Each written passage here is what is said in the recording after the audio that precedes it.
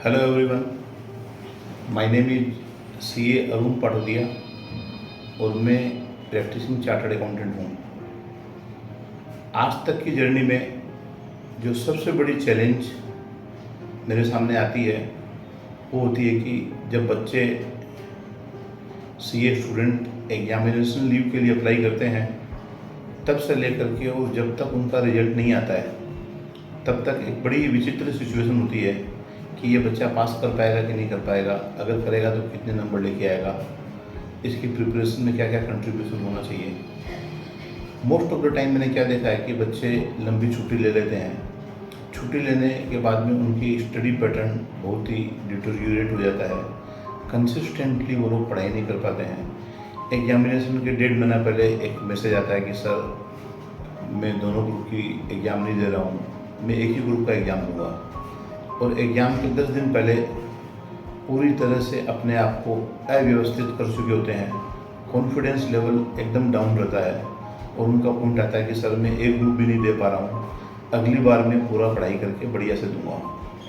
और यही पैटर्न 27 साल से मैं कंटिन्यूस देख रहा हूँ कि छुट्टी का जो यूज होता है वो पूरा नहीं कर पाते हैं, उस समय जितनी पढ़ाई करनी चाहिए नहीं कर पाते हैं, हेल्थ के साथ में कंप्रोमाइज़ हो जाता है, टाइम शेड्यूल को ठीक ढंग से मेंटेन नहीं कर पाते हैं और एग्ज़ाम के समय में जितनी उनकी कैपेसिटी है, जितना वो लिख सकते हैं उतना वो नहीं लिख पाते हैं।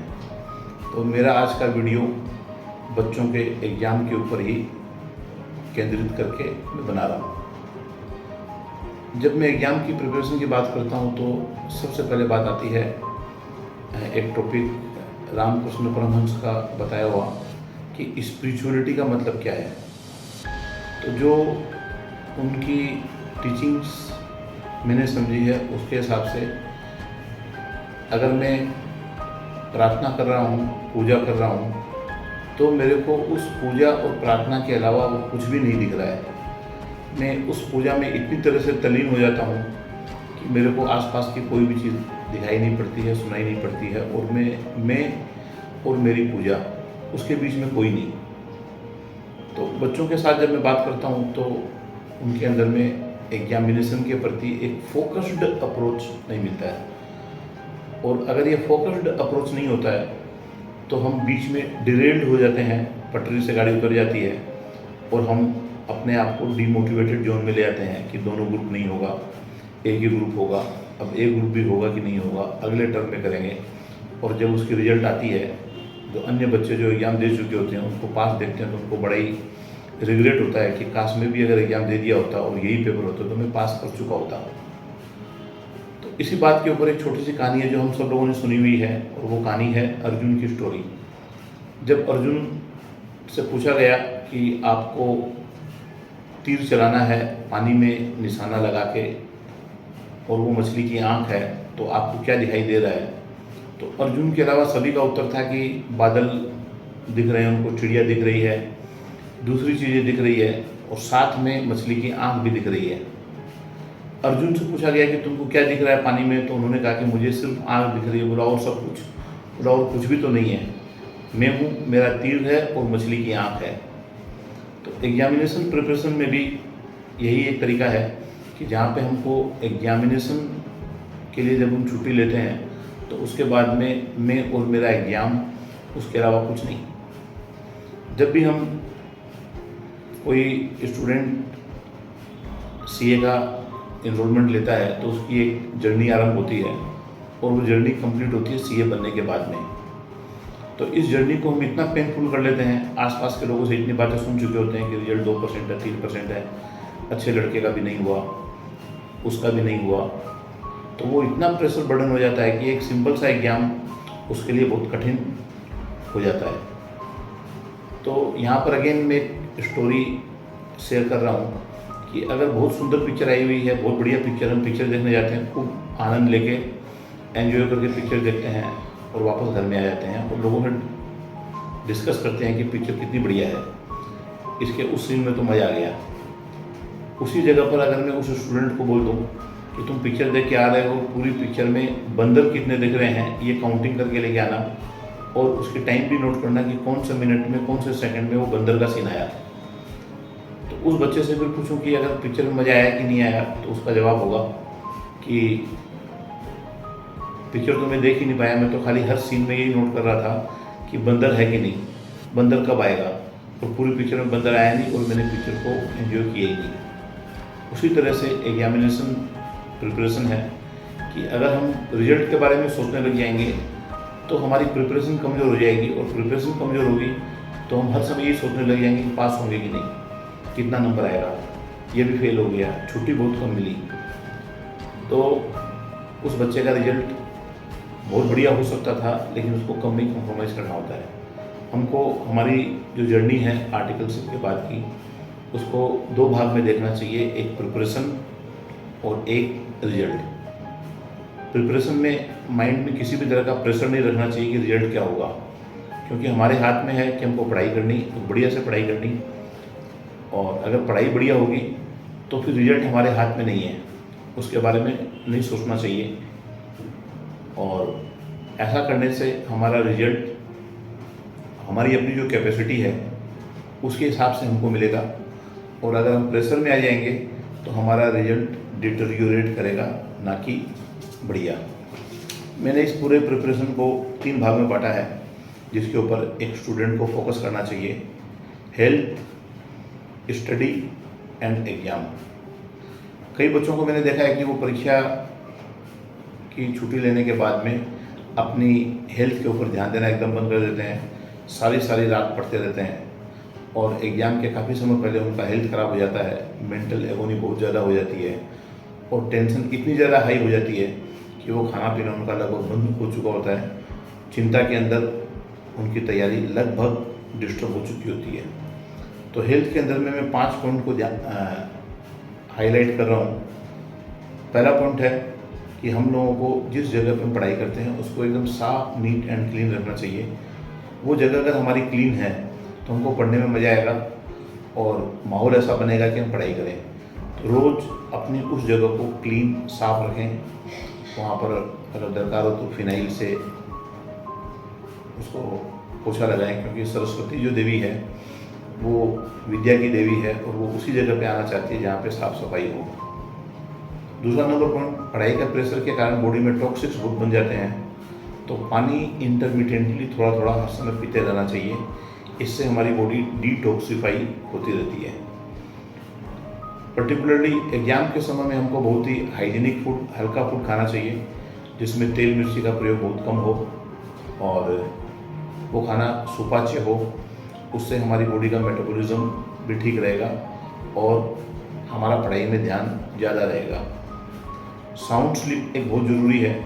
एग्जामिनेशन के अंदर बच्चे प्रेशर बना के नींद के साथ कंप्रोमाइज़ करते हैं, और जैसे ही नींद के साथ कंप्रोमाइज़ करते हैं तो उनका हैंगओवर बढ़ते जाता है। दिमाग का संतुलन प्रेशर के कारण गड़बड़ हो जाता है, जिसके कारण उनकी प्रिपरेशन प्रभावित होती है। तो साउंड स्लीप अपनी रूटीन के अनुसार बहुत ज़रूरी है, और अगर हम सुपाच्य खाना खाएंगे, इजी टू डाइजेस्ट खाना खाएंगे, तो हमको नींद अपने आप बहुत ज़्यादा नहीं आएगी, और शरीर में फुर्ती लेवल बहुत बढ़ावा रहेगा।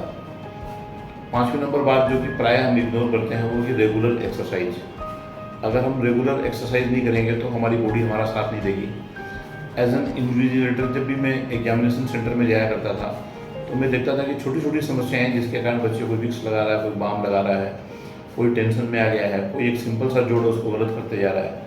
रेगुलर एक्सरसाइज करने से हमारी बॉडी और हमारा दिमाग फिट रहता है, और सिंपल चीज़ को हम सिंपल तरीके से लेते हैं। और सीए का एग्ज़ाम भी एक सिंपल एग्ज़ाम ही है, इसको हमको सिंपल तरीके से ही लेने में मदद मिलेगी अगर हम ऊपर लिखे हुए 5 पॉइंट को ध्यान में रखते हुए अपने लीव को यूज करेंगे। ये 5 पॉइंट में स्लाइड के माध्यम से वीडियो में लास्ट में शेयर भी करूँगा 1 बाय 1, तो कोई अगर चाहे तो उसको नोट भी कर सकता है। दूसरा नंबर पॉइंट है स्टडी का, कि स्टडी कैसे करें। तो स्टडी करते समय जो सबसे इम्पोर्टेंट चीज़ है वो ये है कि हमको टाइम मैनेजमेंट करना आना चाहिए, क्योंकि अगर मेरे को टोटल में 8 सब्जेक्ट या 4 सब्जेक्ट, या अगर किसी का एग्जाम्सन है तो सब्जेक्ट कम होंगे, तो मेरे को पूरी टाइम इक्वली एलोकेट करनी चाहिए। किसी सब्जेक्ट में अगर मैं बहुत ज़्यादा होशियार हूँ तो मेरे को 100 में 100 नंबर नहीं मिलना है, और किसी सब्जेक्ट में एकदम कमज़ोर हूँ तो वो मेरे को पूरे प्रोसेस को यानी कि फेल करने में सक्षम है। तो मेरे को हर सब्जेक्ट की तैयारी प्रॉपर टाइम मैनेजमेंट के साथ करनी चाहिए और मॉनिटर करना चाहिए कि जो मैंने टाइम अलोकेट किया था उस टाइम को मैं प्रॉपर्ली यूज़ किया हूँ कि नहीं। अगर कभी किसी में डिफिसिट हो जाता है तो मेरे को एक्स्ट्रा पढ़ाई करके उसको दी दिन मेकअप करना चाहिए, क्योंकि अगर मैं मेकअप नहीं कर पाया तो एक हैंगओवर बनते रहेगा कि फलाने सब्जेक्ट का फलाना टॉपिक में नहीं पढ़ पाया, अब उसको कब पढ़ूंगा। और टारगेट डेट जो होता है कि हम कौन से सब्जेक्ट में कितना टाइम देंगे, कौन से टॉपिक पे कितना टाइम देंगे, उसको बहुत ही डिसिप्लिन्ड तरीके से मैनेज करना चाहिए। अगर उसको मैनेज करने में थोड़ा सा भी गड़बड़ होता है तो उसको रेक्टिफाई भी संग संग करना चाहिए। उसको छोड़ देने से हमारी टारगेट डेट कमज़ोर पड़ जाती है और हमारे मन में ऐसे विचार आते हैं कि हम दोनों ग्रुप दें या एक ग्रुप दें।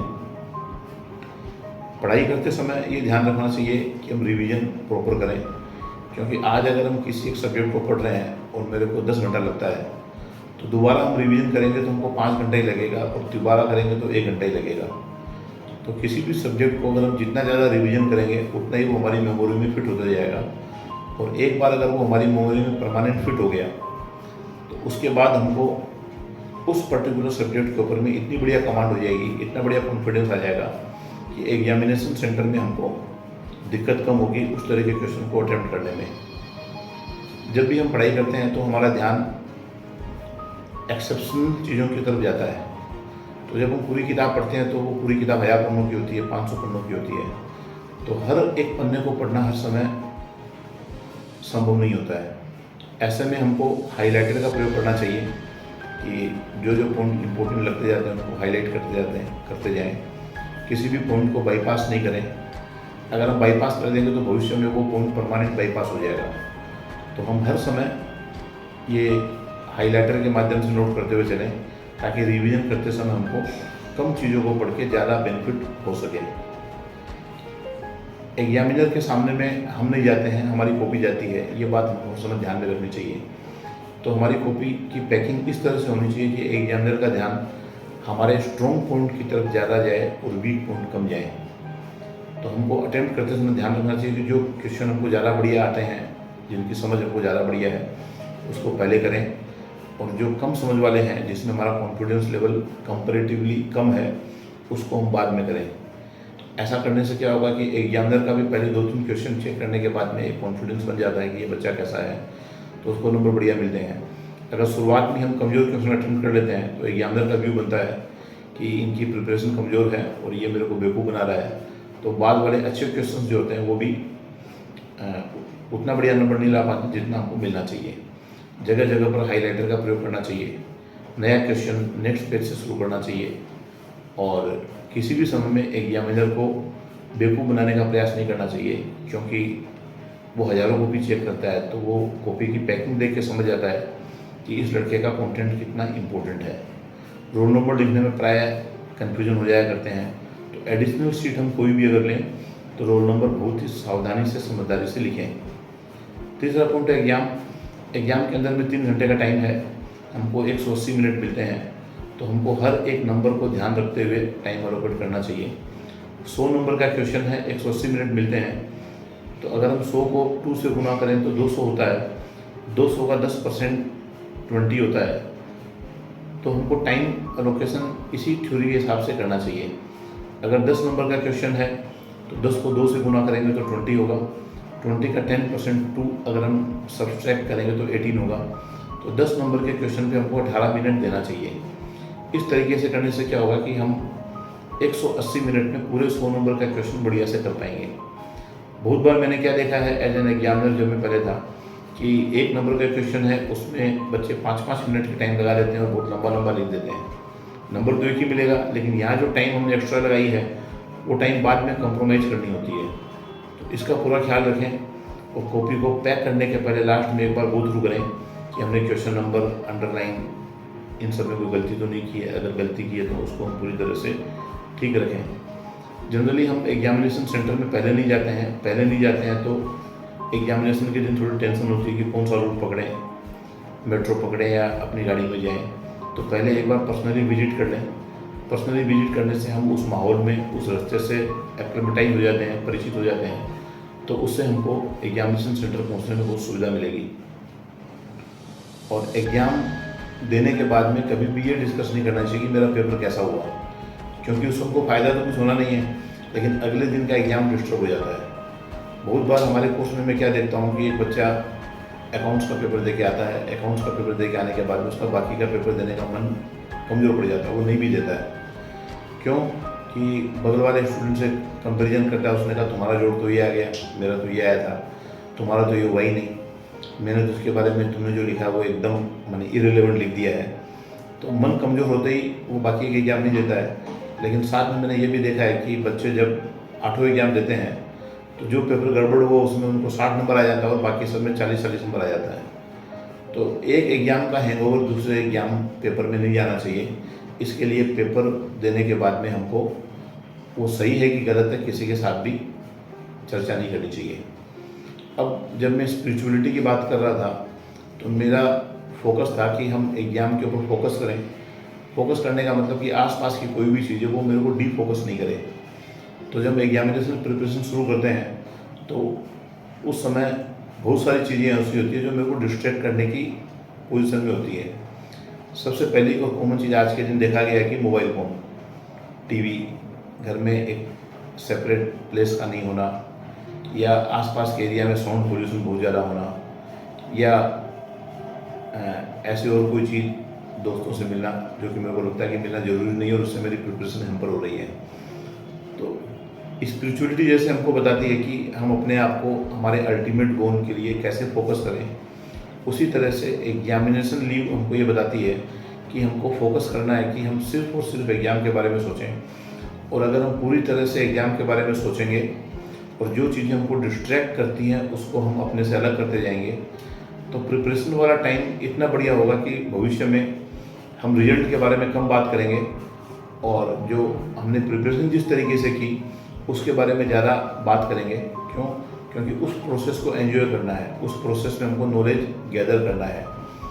सीए बहुत आदमी बन जाते हैं, लेकिन कोई भी आदमी जब उनसे कुछ पूछता है तो बोलते हैं तो बुकी सीए है, इसको तो कोई नॉलेज ही नहीं है, ये तो याद करके मेमोराइज करके लगता है लिख के आया है। तो उस पीरियड में हम लोगों को नॉलेज गैदर करने के लिए ये सारी चीज़ों का ध्यान रखेंगे तो नॉलेज बढ़िया आएगा। और हम सीए के साथ में एक और टैग हमको मिलेगा कि good CA, knowledgeable CA, competent CA, जिसकी आज के दिन हमारी सोसाइटी को बहुत ज़रूरत है। तो हमको सीए तो बनना ही है, लेकिन साथ साथ में एक अच्छा सीए बनना है। इसके लिए जो मैंने पॉइंट्स बताए हैं इनके ऊपर मेरी उम्मीद रहेगी कि अधिक से अधिक बच्चे गौर करें और उस प्रोसेस को एंजॉय करें। इसको एंजॉय करेंगे तो रिजल्ट बढ़िया होगा ही होगा। Thank you. किसी भी बच्चे को अगर किसी भी तरह की कोई क्वेरी हो, कुछ पूछना हो, समझना हो, तो I am always here to support them, to guide them, to motivate them. They are most welcome and they can contact me at any given point of time. Thank you.